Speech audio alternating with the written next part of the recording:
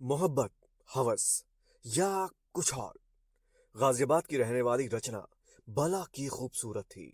उम्र के 44वें साल में प्रवेश करने और दो बच्चों की मां होने के बावजूद रचना को देखकर कोई भी उसकी सही उम्र का अंदाजा नहीं लगा सकता था।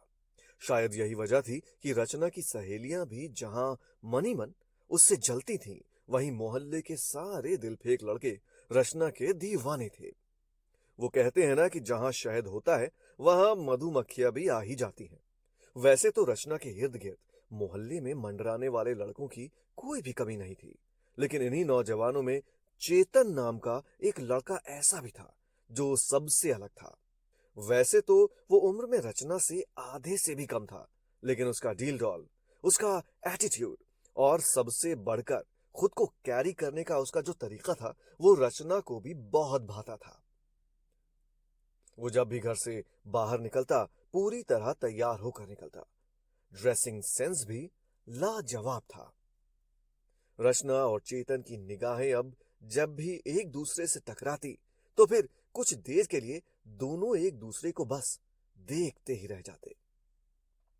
धीरे धीरे देखने दिखाने का यह सिलसिला पहले मुस्कुराहटों में, फिर बातचीत में और फिर प्यार में तब्दील होने लगा। वैसे तो चेतन पहली बार रचना के घर होली के रोज आया था, और तब उसकी मुलाकात रचना के साथ साथ उसके पति समरवीर और उसके दोनों बच्चों से भी हुई थी। लेकिन होली के रोज की मुलाकात रचना और चेतन की जिंदगी में इतना बड़ा बदलाव लेकर आएगी, ये किसी ने भी नहीं सोचा था। रचना ने उस रोज चेतन की बड़ी जबरदस्त अगवानी की, उसे स्पेशल फील करवाया। एक से बढ़कर एक खाने पीने की चीजों, और सबसे अहम ये कि रचना के घर में तमाम मेहमानों के होने के बावजूद चेतन को अपनी तरफ से पूरा वक्त और अटेंशन दिया। और शायद यही वो दिन था जिसने चेतन के मन में भी रचना के लिए एक खास जगह बना दी। अब रचना और चेतन सिर्फ एक दूसरे को देखने और मुस्कुराने से आगे बढ़ चुके थे। रचना का पति समरवीर रोज सुबह 10 बजे काम पर निकल जाता और शाम को 6 बजते बजते घर वापस लौटता। दिन के वक्त रचना के बच्चे भी स्कूल चले जाते। धीरे धीरे चेतन को भी रचना के घर वालों के इस रूटीन का पता चल चुका था। अब चेतन जब तब रचना के घर आ जाता और दोनों घंटों साथ में वक्त गुजारते, बातें करते। लेकिन वो कहते हैं ना कि इश्क और मुश्क छुपाए कहाँ छुपते हैं। तो धीरे धीरे रचना और चेतन के इन मुलाकातों की खबर मोहल्ले वालों से होते हुए रचना के पति समरवीर के कानों तक भी पहुंची। और फिर जैसा कि ऐसे सभी मामलों में होता है, अब समरवीर दोनों के मिलने मिलाने पर पाबंदी लगाने लगा। यहां तक कि घर में सीसीटीवी कैमरे लगा लिए, चौकीदारों को इशारा कर दिया। मगर रचना और चेतन भी कहां रुकने वाले थे। अब दोनों लोगों की निगाहों से दूर घर से बाहर, कभी होटलों में और कभी रेस्टोरेंट में मिलने लगे। वैसे भी दिल्ली के करीब गाजियाबाद जैसे बड़े शहर में कौन कहां कब किससे मिल रहा है, इसकी खबर भला कैसे रख सकता है।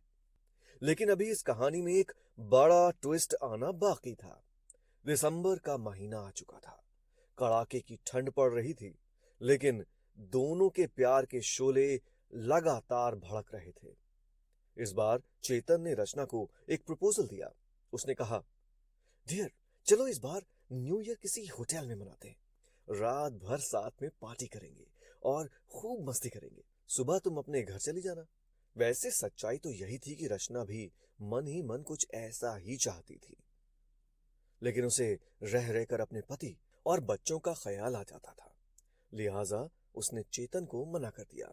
मगर ना जाने इस बार चेतन को क्या हुआ, वो बिल्कुल जिद पर अड़ गया। यहां तक कि अब तक की सारी दोस्ती, सारी मोहब्बत दांव पर लगाने की बात कहने लगा। हार कर रचना तैयार हो गई, लेकिन एक शर्त के साथ। रचना ने कहा, देखो चेतन, मैं 31 दिसंबर की शाम को ही तुम्हारे पास आ तो जाऊंगी। तुम जहां कहोगे तुम्हारे साथ चली भी जाऊंगी, लेकिन मैं रात के 12 बजते बजते हर हाल में घर लौटना चाहती हूँ, ताकि समर और बच्चों को जवाब दे सकूं। वैसे चेतन इस बात से राजी तो नहीं था, लेकिन उसने मन ही मन सोचा कि अगर रचना एक बार उसके कहे मुताबिक होटल के कमरे में आ जाए तो फिर वो उसे उस रात किसी भी कीमत पर जाने नहीं देगा। हुआ भी कुछ ऐसा। 31 दिसंबर की रात को एक शानदार डिनर के बाद जब दोनों ने गाजियाबाद के ला रेजिडेंसी होटल में काफी वक्त एक दूसरे के साथ गुजार लिया तो रचना घर जाने की जिद करने लगी। मगर चेतन अपनी बात पर अड़ गया। उसने रचना से कहा, तुम समर से कह दो ना कि तुम किसी सहेली के घर पे हो और आज रात यहीं रुक जाओगी। मगर रचना जानती थी कि समर को इस पर शक है और रात को घर से बाहर रुकना भी उसे भारी पड़ सकता है। लिहाजा रचना भी पीछे हटने को तैयार नहीं थी। फिर तो देखते ही देखते दोनों के बीच इसी बात पर कहासुनी होने लगी।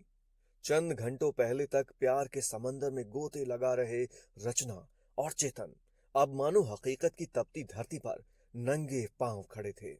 प्यार का भूत उतरने लगा और तब आखिर में वो हुआ जो नए साल की सुबह पूरे शहर के लिए सबसे बड़ी खबर बन गई। होटल ला रेजिडेंसी में पुलिस खड़ी थी, मीडिया की भीड़ लगी थी, पत्रकार बाहर खड़े खड़े चीख रहे थे। न्यू ईयर की पार्टी के बीच हुआ मिडनाइट मर्डर।